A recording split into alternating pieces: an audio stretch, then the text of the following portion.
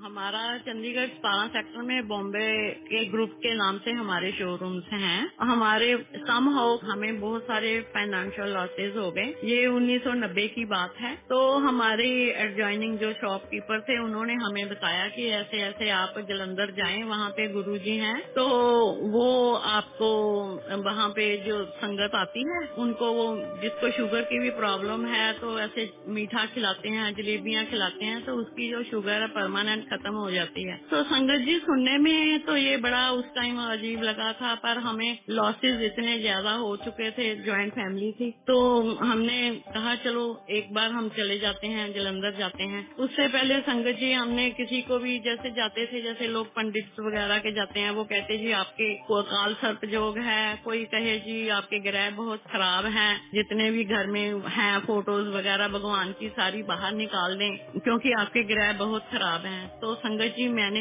कहा हमने अपनी लाइफ में ऐसे तो कुछ किया नहीं, बट कोई कर्मों का चलो फल होगा, तो उस वजह से हमें ऐसे टाइम आ गया हमारे पे। तो हम जलंधर चले गए। तो अभी हमने एड्रेस लेके, तो अभी हम गली में जैसे ही पहुंचे कि डिफेंस कॉलोनी कहाँ पे पड़ती है, ये कोठी नंबर कहाँ पे पड़ेगा, अभी हम कार पार्क करके पूछ रहे थे लोगों में। तो इतने में जो गुरुजी के बाहर सेवादार होते थे सुदामा, ये 1990 की बात है, तो वो चल के आते हैं मेरे पास और कहते हैं कि आंटी आप चंडीगढ़ से आ रहे हो? मैंने कहा हाँ जी। वो कहते हैं जी आप गुप्ता आंटी हो? मैंने कहा जी हाँ जी। कहते जी अंदर गुरुजी आपको बुला रहे हैं। तो मैं एकदम से शॉक्ड हो गई कि अभी मैंने उनके दर्शन भी नहीं किए, उनको मिली नहीं, पहली बार हम वहाँ पूछ पूछ के पहुँच रहे हैं। ऐसे मुझे उन्होंने बाहर से ही भेज दिया सेवादार को बुलाने के लिए। तो संगत जी उस टाइम हमारी इतनी ज्यादा फाइनेंशियल लॉसेस थे कि हम अपना घर तक लाइबिलिटी उतारने के लिए सेल कर रहे थे, जो हमारी अपनी कोठी थी। जैसे मैंने एंटर किया वहाँ पे, तो वहाँ गुरुजी अपने वहाँ पे बैठे हुए थे गद्दी पे, जो उनका दरबार पे लगी होती थी। मैं वहाँ पे जैसे गई तो गुरुजी ने सबसे पहले मुझे यही बोला कि आ गई गुप्ता आंटी चंडीगढ़ से, बॉम्बे डाइनिंग वाली, क्योंकि हमें बॉम्बे ग्रुप के नाम से जानते हैं, तो उन्होंने यही कहा कि आ गई है बॉम्बे डाइनिंग वाली गुप्ता आंटी। तो साथ ही उन्होंने मुझे ये बोल दिया कि तेरे ना 3 प्लाट है। तो आप ये सोचिए कि उस टाइम जो ऐसे ट्रोमा में होता है बंदा कि जिसके इतने ज्यादा लॉसेस होते हैं, लाइबिलिटी है, क्योंकि हमारी कपड़े का बिजनेस था, बैंक लाइबिलिटी है, जहाँ से हम कपड़ा व्यापारियों से परचेज करते हैं उनकी भी लाइबिलिटी हो जाती है। जब पता चल जाता है कि इनको लॉसेस हो रहे हैं तो देने वाला कोई नहीं आता, लेने वाले तो सब आ जाते हैं। पर जैसे ही गुरुजी ने कहा तो मैं ना आंखों में मेरे आंख थे और मैं उनका मुंह देखती रह गई कि हम अपना घर भी सेल करने आए हैं, भाई गुरुजी के पास पहुँचे हैं तो ये मुझे ऐसे कह रहे हैं। मुझे विश्वास नहीं हुआ, पर उसके बाद में हमने मत्था टेका, बैठ गए वहाँ पे। संगत जी काफी देर बैठे रहे। थोड़ी देर के बाद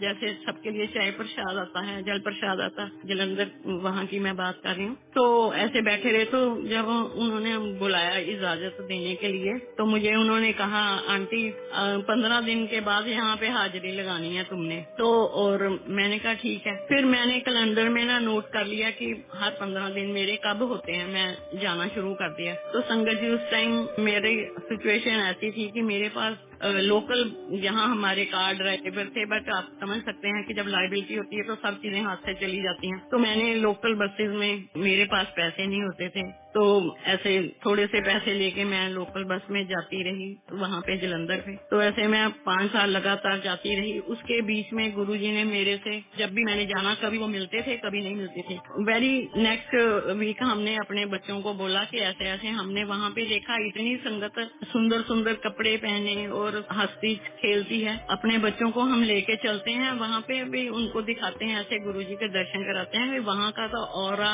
और वहाँ का तो एक अलग दुनिया संसार है। पर हम क्योंकि अंदर से बुझे हुए थे, बट एक खुशी भी थी, चलो हम एक सच्चे दरबार में पहुँच गए हैं उनकी कृपा से। तो हम अपने नेक्स्ट संडे हम बच्चों को लेके गए वहाँ पे। तो अब हम वहाँ जब पहुँचे तो गुरुजी वहाँ पे थे नहीं। तो उन्होंने, हमने पूछा गुरुजी कहाँ है? कहते पता नहीं, कब आएंगे पता नहीं। किसी को कुछ मालूम नहीं होता था उनके बारे में। हम शाम तक इंतजार करते रहे। फिर हम वापस चंडीगढ़ के लिए आए तो रास्ते में जो भी कार जाती रही, हम झांक झांक के देखते रहे कि गुरुजी इस कार कार में होंगे, गुरुजी इस कार में होंगे। पूरा रास्ता जो 2.5-3 घंटे का था, हम जलंधर से चंडीगढ़ का हमने कारें झांकते झांकते पहुंच गए। संगत जी उसके बाद नेक्स्ट डे मंडे था, बच्चे तो स्कूल चले गए, तो 10 बजे के करीब हमारा मेन कोठी का गेट खुलता है। तो जैसे मैंने देखा तो गुरुजी हमारे घर के अंदर आ रहे हैं, साथ में बिमल चाचा थे। मैं तो एकदम से हैरान रह गई, भाई गुरुजी हमारे घर में कैसे आ गई। तो कहते हैं आंटी कल तू बच्चों को लेके गई थी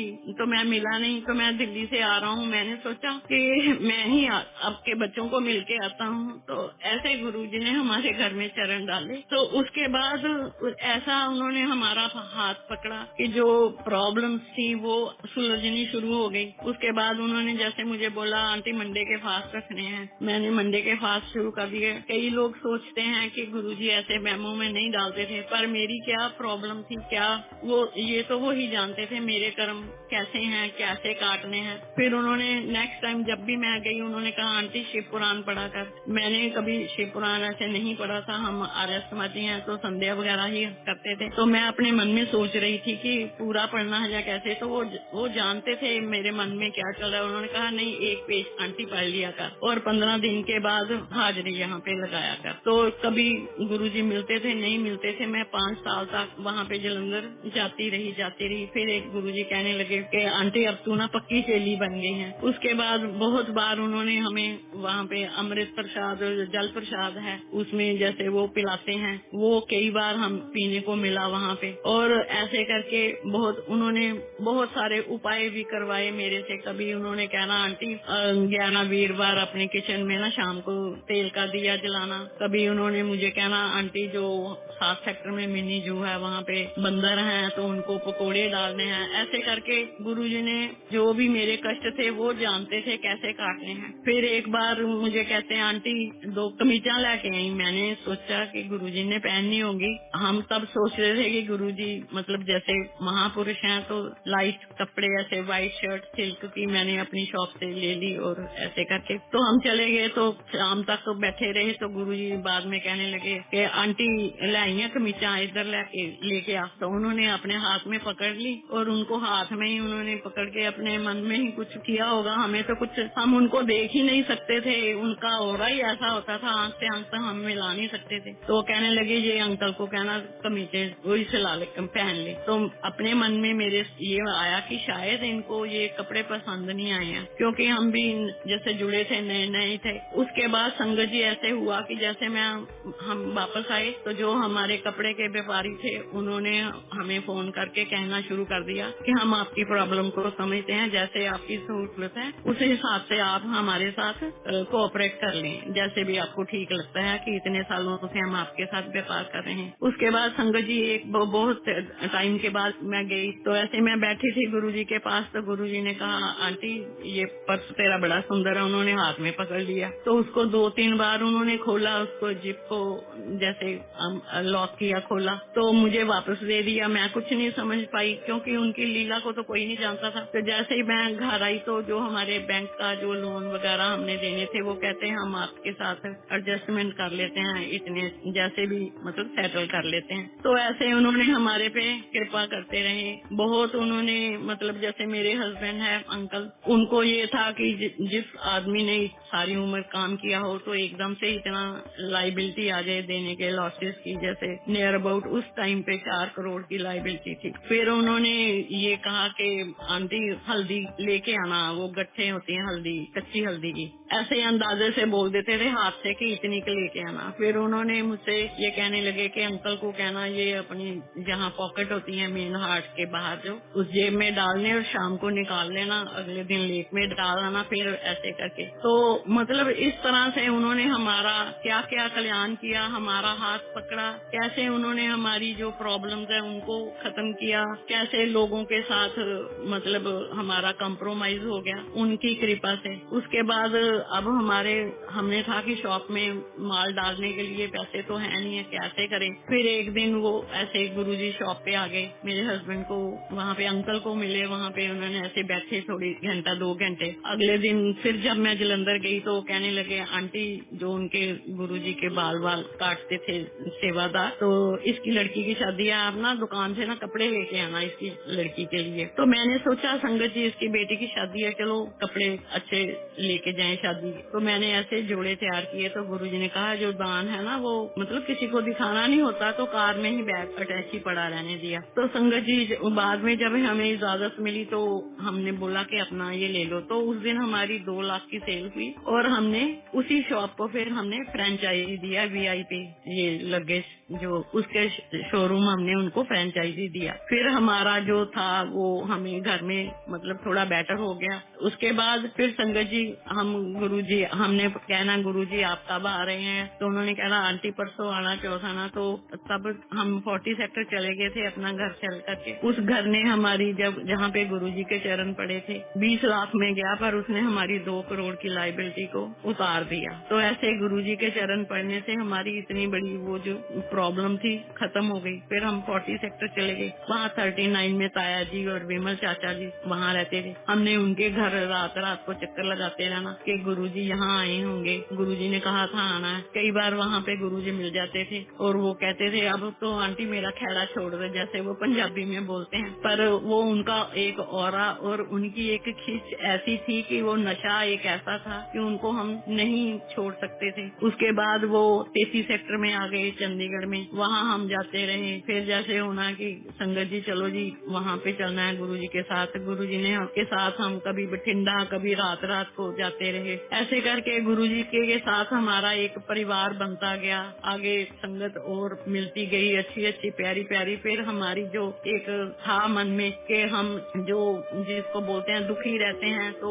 उस सोच में फर्क पड़ गया। दुख को सहने की शक्ति मिल गई क्योंकि गुरुजी का हमारे सिर पे हाथ था। तो ऐसे करके गुरुजी के साथ हम उदयपुर तक गए, सारी संगत के साथ गए। वहाँ पे भी गुरुजी ने सारी संगत को भी ब्लेस किया। तो हम जैसे आए हैं फिर गुरुजी यहाँ चंडीगढ़ में आए 2 सेक्टर में आहूजा अंकल के यहाँ। वहाँ हम डेली वहाँ 2 साल के करीब रहे। हमने डेली 5 बजे फिर हम यहाँ पंचकुला शिफ्ट हो गए। तो वहाँ डेली हमने 16 सेक्टर से जाना गुरुजी के पास पैदल चल के 2 सेक्टर, क्योंकि उनको मिलने की इतनी वो होती थी, एक नशा होता था कि रोज हमने 5 बजे पैदल शूज पहनने और गुरुजी का जब तक दरबार खुलता तो 6 बजे हम उनके वहाँ पहुँच जाते थे। और रात को 2-2 बजे 1-1 बजे हम तो चलो लंगर किया गुरुजी के पास बैठ जाते थे। लेकिन बच्चे हैं वो सेवा में लगे होते थे, तो जब उनको इजाजत मिलती थी तभी आए। तो वहाँ संगत जी हम 2 बार वहाँ गुरुजी के पास सचखंड का प्रसाद आया, इतना बड़ा कि हम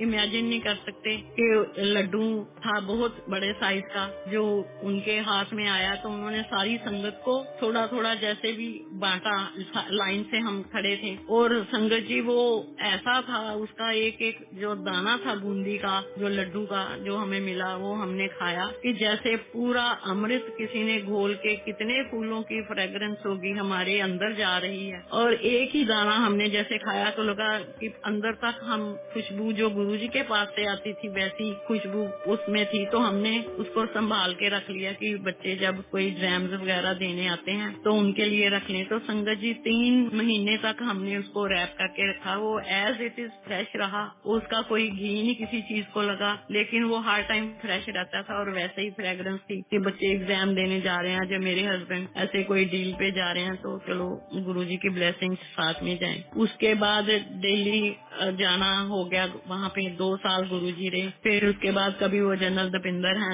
12 सेक्टर में, उनके वहाँ चले जाते थे। फिर उसके बाद गुरुजी डेली हम जैसे जाते थे तो बहुत ही आनंद आता था, बहुत अच्छा लगता था। कभी डॉली गुलेरिया हमारे पास होती थी, गुरुजी कहते थे चलो आंटी कुछ लिखो और कुछ सुनाओ। तो ऐसे करके उन्होंने बहुत सारे गुरुजी के लिए वो लिखे, भजन शब्द लिखे, और जो कि बहुत कहीं भी जाते थे तो वो चलते रहते थे उनके। तो ऐसे करके उनको भी और संगत जितनी भी थी सबको गुरुजी ने बहुत ब्लेस किया। उसके बाद गुरुजी एम्पायर स्टेट चले गए। तो फिर हमारा गुरुजी को मिलने का वहाँ एम्पायर स्टेट जाना शुरू हो गया, महीने में 1 बार ऐसे करके। तो संगत जी अभी हमारा फ्रेंचाइजी तो हो गया था, बट जब मेरी 2 बेटियां हैं और 1 बेटा छोटा, लेकिन वो ग्रोन अप हो चुकी थी। लेकिन हम शादी के लिए सोच नहीं सकते थे कि कैसे हम इनके लिए करें, तब जब हम एम्पायर स्टेट गए एक बार, ये 98 की बात है, तो गुरुजी ने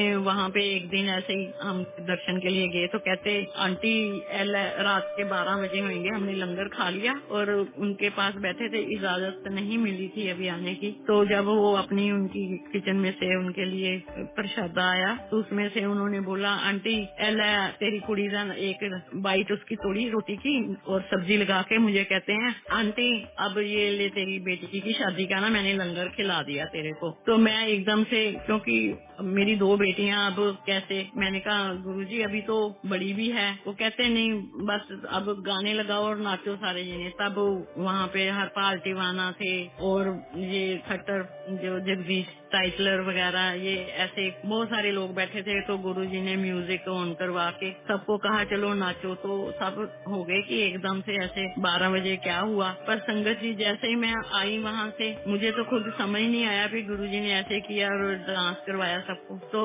चंडीगढ़ लोकली 9 सेक्टर से मेरी बेटी के लिए एक रिश्ता आ गया।